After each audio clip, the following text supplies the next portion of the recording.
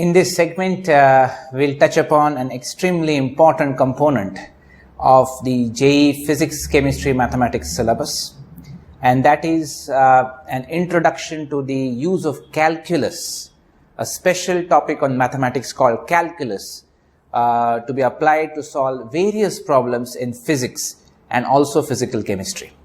Now, this is one area of JEE studies which troubles and irritates large number of aspirants, especially in the initial stages of preparation.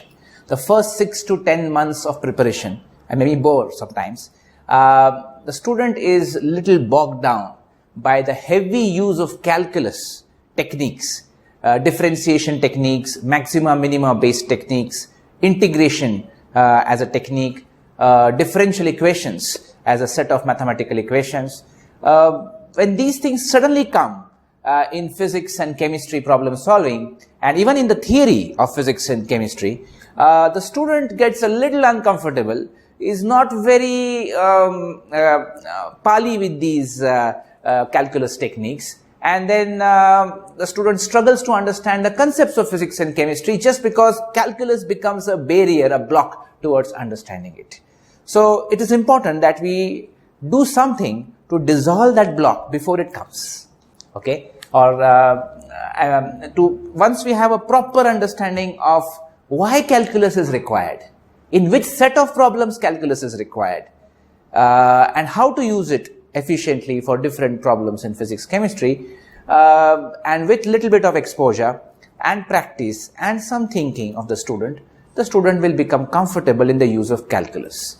And believe me, in a child who goes through a 2-year or a 3-year or a 4-year or 5-year coaching for JEE, one of the most precious takeaways from this 2 years, 4 years coaching program is the child gets an ability to use calculus to a diverse set of problems. Because calculus is not just used in physics, chemistry, it will be used throughout engineering. It will be used even in bioinformatics, it will be used in material sciences, it will be used in economics, in finance, even in psychology. I mean, you name it, there can be a field where calculus can be applied. Almost every field calculus can be applied. Even right now you are listening to my lecture and you are trying to understand some things from my lecture, to track the rate of your understanding vis-a-vis the rate at which I am speaking, even to analyze this basic phenomena of teaching and learning, calculus can be used. So calculus is a very profound mathematical tool, a very powerful mathematical tool. It was invented by two great mathematicians, Isaac Newton and Gottfried Leibniz from Germany. So both had independently developed this field of calculus, and essentially it deals with non-linear variations. This is very important. Till 10th standard, in most curricula and most boards, calculus is not even mentioned. You study algebra, you study geometry, maybe you study to some extent trigonometry and vectors, you study mensuration, but you don't study calculus. And suddenly when you go to 11th standard and you open your physics and chemistry textbooks, almost from the first chapter onwards, there is a talk of calculus. You might wonder, why on earth do you need this kind of stuff? Why calculus is required in the first place? I mean, if Newton and Leibniz spent so many months and years to develop this field of mathematics, they must have definitely felt an urge to develop it because of some paucity of knowledge in the existing mathematics. There must be some physical problems, some situations which your algebra and geometry cannot solve. There was a need felt for another branch, another field of mathematics to be developed to be able to analyze those kind of physical situations. So let's understand this. As long as you have any physical phenomena or non-physical phenomena, any phenomena which has some parameters y and x. Y can be velocity, x can be time. Y can be charge, x can be time. Y can be acceleration, x can be displacement. Y can be the rate of a chemical reaction, x can be the amount of products or reactants, whichever way. Y could be the work done, x could be the power, could be the time, Y could be pressure, x could be volume, pressure, temperature, anything, any two parameters in physics and physical chemistry right now you can visualize could be y or x. And at least half the definitions in science, at least in physics and physical chemistry, involve the definition itself says the rate of change of this with respect to that. Velocity is rate of change of displacement with time. Acceleration is rate of change of velocity with time. Power is the rate of work done with time. Current is the rate of charge flowing with time. I mean, you go on and on. There are so many definitions, and almost half of the definitions that we have in our science syllabus, in physics and chemistry syllabus, are something to do with the rate of change of this with respect to that. So, when it comes to a straight line, if suppose a variation of y with respect to x is linear, a straight line variation, then if you increase this by a certain proportion, then linearly there is an increase in the proportion of the y coordinate. So let's say, for example, I want to know the rate at which y changes with respect to x, assuming the phenomena goes like this. What I need to just do is to take two arbitrary points, maybe a and b, and I need to find what is yb minus ya upon xb minus xa. This is going to give me the slope of the line, and the slope of the line itself tells me the rate at which y is changing with respect to x, because this is nothing but change in y upon change in x. Now, instead of this a and b, if I had taken another 2 points here as my a and b, and if I were to draw this particular stuff here, and I have to find out the difference of the y coordinates of this b and this, let me call it as b dash and a dash, let's say. So, yb dash minus ya dash and xb dash minus xa dash. If I were to find out this ratio, I would have got the same value. So essentially this value would have been the same as yb dash minus ya dash upon xb dash minus xa dash. So as long as the variation is a straight line, this value of tan alpha or the slope of the line does not change. In fact, line is the only curve in mathematics whose slope does not change at every point. That is actually a definition of a line also. Line is also a unique curve in the sense that if you draw a tangent at A to the line, it's the line itself. So you can visualize the concept of a tangent to a curve, a non-linear curve, but there is a tangent to a line also. And the tangent to the line is the line itself. So therefore, this is the slope of the line. This is the slope also of the tangent to the line.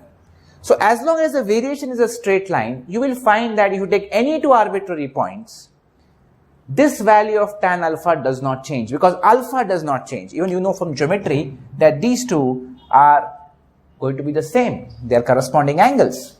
So therefore, from geometry also you can make out this, and as long as the variation is a straight line, your algebra and geometry is sufficient to analyze the phenomena. Even if you are not interested for the rate of change, but let's say you are interested to know the area under the curve. So suppose you have y and x and you have a straight line, and let's say this is a point A and this is a point B. These are the 2 points, and I want to know what is the area under this curve. Then it's a trapezium. I can find out this because I know how to find the area of a trapezium. So as long as the curve is a straight line, finding the area of a trapezium is not difficult, because just as half the definitions are ratios or rate of change of something with respect to something, a large number of definitions in physics and chemistry are products or the summation of a continued or a discrete product.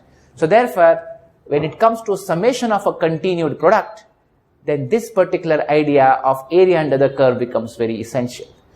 So therefore, as long as you're dealing with straight lines, I repeat, linear variation of y with respect to x, you do not need calculus.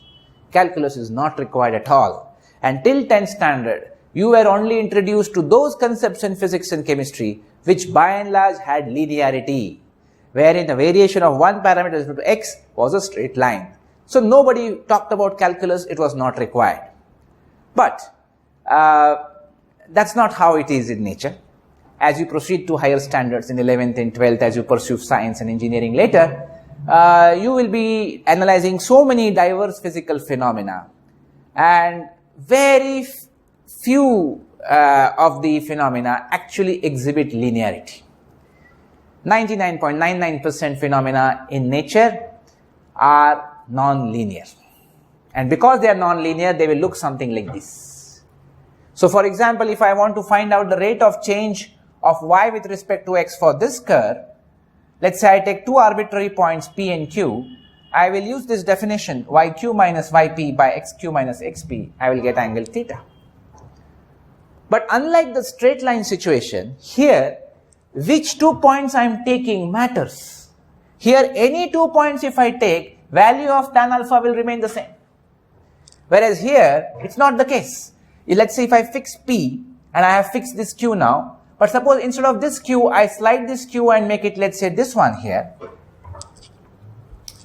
If I were to choose some other point here as q dash, and I were to analyze the rate of change of y with respect to x between p and q dash, I would get a different curve. Please understand, from here to here would be a different line, and this angle would be different. This would be some theta dash. Now there is a crisis for me, there is a problem for me. How do I discuss the rate of change of y with respect to x for a nonlinear curve? Because it depends on what 2 points you are taking. Even if I fix the initial point, which point, whether I take q or q dash or q double dash, or which point I take, depending on that this theta will change, depending on that this tan theta will change, depending on this ratio will change. So therefore, if I were to define a quantity as the rate of change of y with respect to x, let's say I call delta y by delta x as some quantity, I'll give it some name. Let's say if this was velocity and this was time, this delta y by delta x would have an acceleration, rate of change of velocity with time. Then this acceleration value will keep changing depending on what I take as p and q. So this is not desirable for me. This is not a very nice situation. Therefore, to be able to get a precise understanding of what the rate is, there is an important distinction which is used, and that distinction is average rate versus instantaneous rate.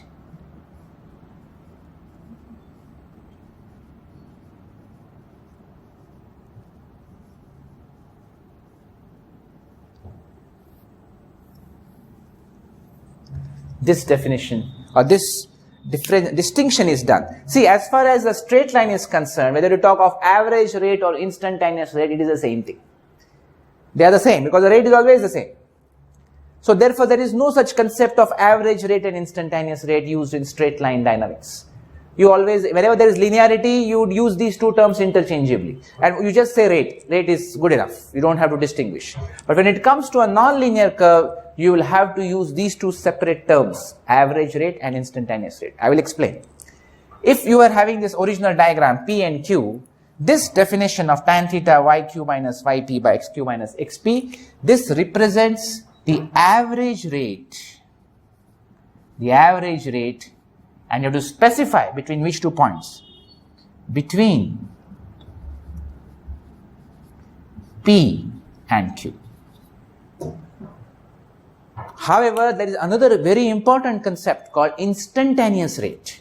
If I want to know at the point P, what is the rate of change of y with respect to x, then that's a totally different concept. If you want to call of average rate between P and Q dash, yes, you can have all these kind of definitions and it will work fine. But usually in physics, in physical chemistry, we are not interested in the average rate. We have non-linear phenomena whose curve is some arbitrary curve, it's not a straight line. And we are interested to know not the average rate, we are interested to know the instantaneous rate. At that instant of time, the rate of change of y with respect to x. Let's say if I am having this particular marker and it's moving, I want to know its velocity. It started with zero velocity, slowly it increased and it went up high and again it stopped. At this instant, when it was going like this, at this instant I want to know what was its velocity. So I need to know the rate of change of displacement with time at that instant. Not overall, not average velocity. I am interested to know at that instant. So the instantaneous velocity is what I want to know. So for that, instantaneous rate is required. At that instant, the rate of change of y with respect to x, the rate of change of displacement with respect to time, whatever the case may be. How to do that? So it's not difficult, but if you look into it like this, if you were to look into the situation in this fashion, you might get an idea. Suppose I am having a non-linear curve. Let's say this is a non-linear curve, and I am having the point P here. Say it's the point P. I had this point Q here initially, right? So I had this average rate like this, and this kind of stuff like that. Okay. So I had got this particular angle, theta. Now, if I want to know the instantaneous rate, I will bring this point Q very close to P, very close to P. So now this secant, as Q approaches P, this secant PQ will start becoming the tangent. So this will become the tangent. As Q approaches P very closely, then I will get this as the tangent. Please understand, the tangent to this thing. And whatever is this angle will be the tan theta which I am looking for. So as Q approaches P, secant PQ will approach the tangent at P, which is this red line. And this tan theta, whatever I get, will then represent the slope of the tangent at P, the slope of this particular line. And this slope of this line is nothing but the instantaneous rate. So this is going to be important. So this tan theta in that case will become the instantaneous rate.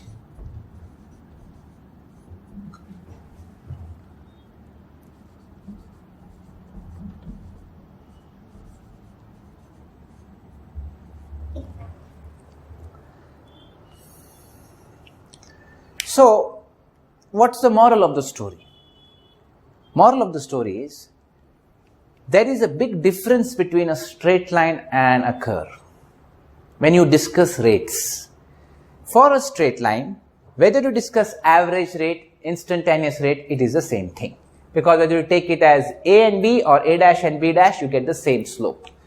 But when it comes to a non-linear curve, if you are interested for average rate, this definition is good enough. But rarely you are interested in the average rate. Most probably, in most situations, you are interested in the instantaneous rate. So to get instantaneous rate, you need to draw a tangent to the curve at that point, measure its angle it makes, and this tan theta is nothing but the slope of the tangent at P, and therefore you are interested to know the slope of the tangent at any given point on the curve. That's the instantaneous rate. So the moral of the story is this: the whole subject of calculus is to deal with non-linear analysis of non-linear variations of y with respect to x. One of the important things we are interested in is to investigate instantaneous rate. And instantaneous rate is nothing but the slope of the tangent at that point.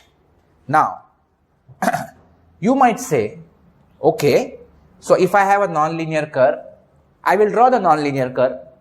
I will draw the tangent like the way you have drawn. With a protractor, I will measure the angle.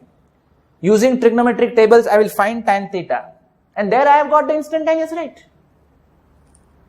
So where does calculus come into play? Why are you using such fancy words like calculus? Not required. You're right. Absolutely right.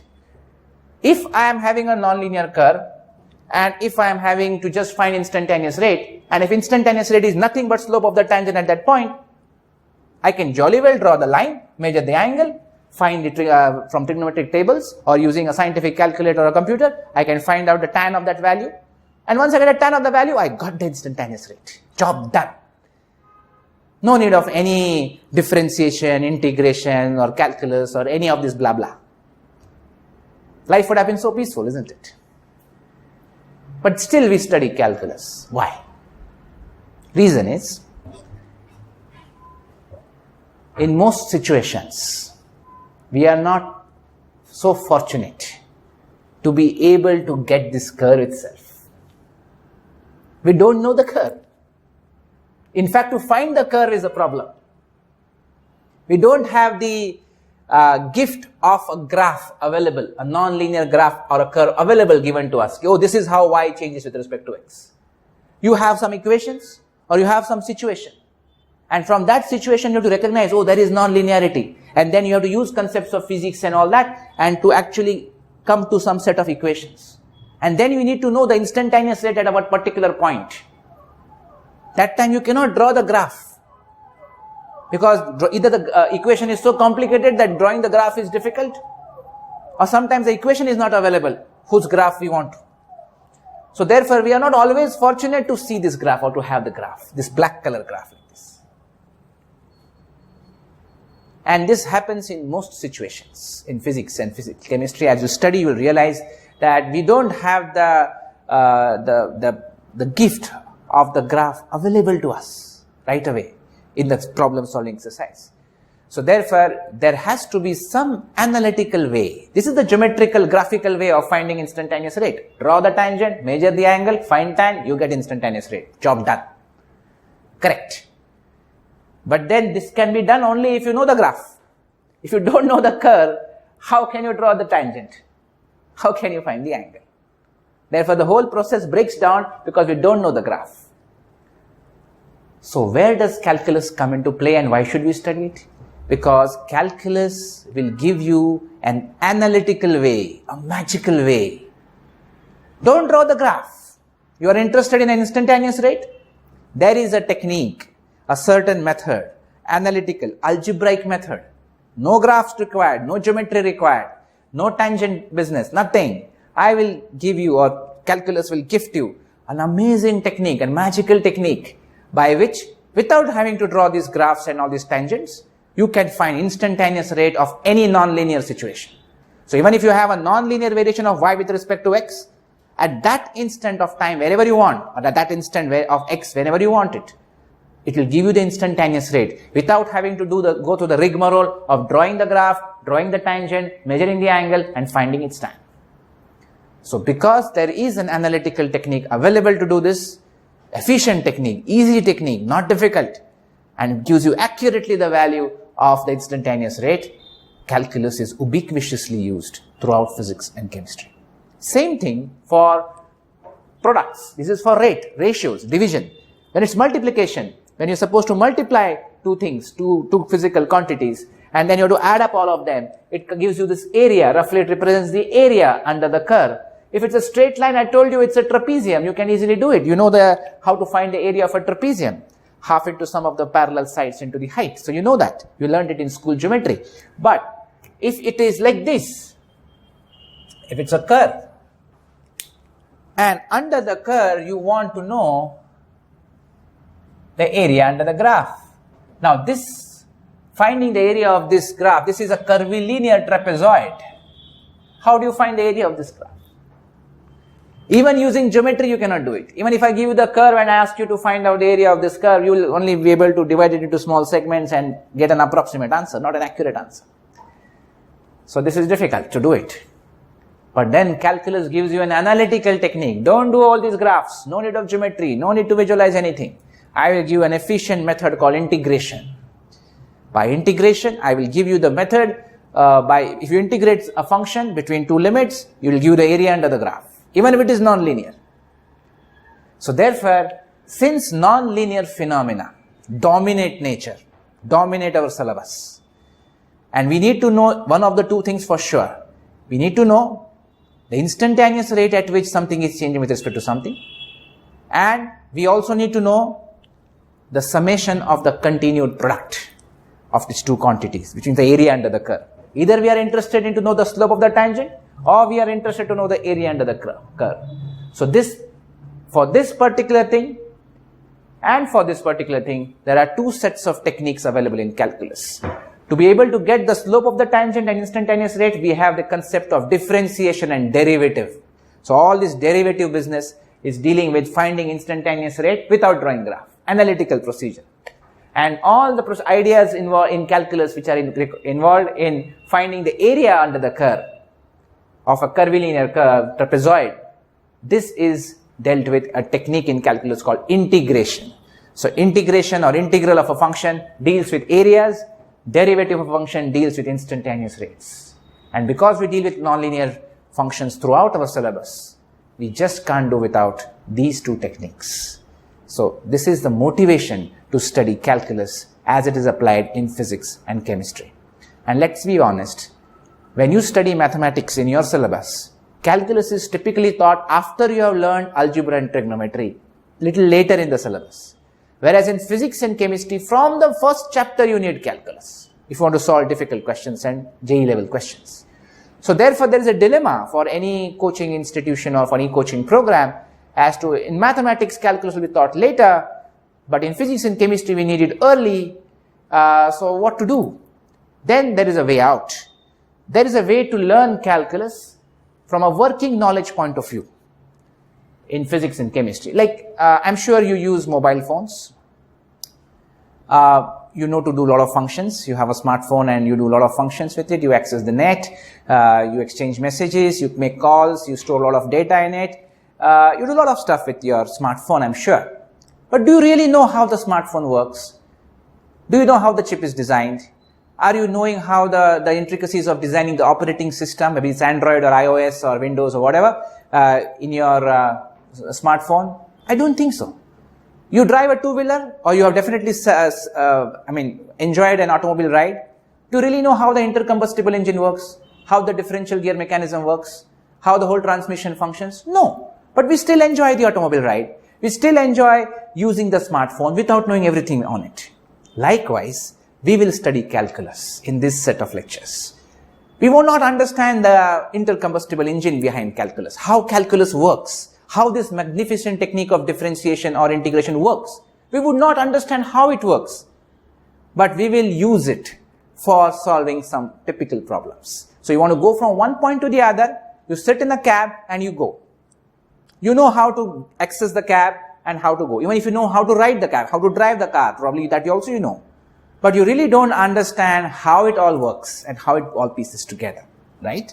So this is exactly the approach we would need to adopt to understand calculus in the initial stages, so that we can use it in physics and chemistry. So a few things we'll accept, a few things we'll understand, and then we'll start learning to use it to apply and solve problems in physics and chemistry. Once we are comfortable with the techniques of differentiation and integration, later on in mathematics syllabus, you will dive deep into calculus to really understand how it works and why it works. So the engine behind it, the transmission behind it, the chip behind it, all the operating system behind calculus, we will study that in depth in the mathematics syllabus. But in the initial stages in physics and chemistry, we don't need to understand all of it. You just need to know how to make use of calculus to solve certain specific questions. That will be the approach for it. This was the motivation. This segment was a motivation to understand and learn calculus. Thank you.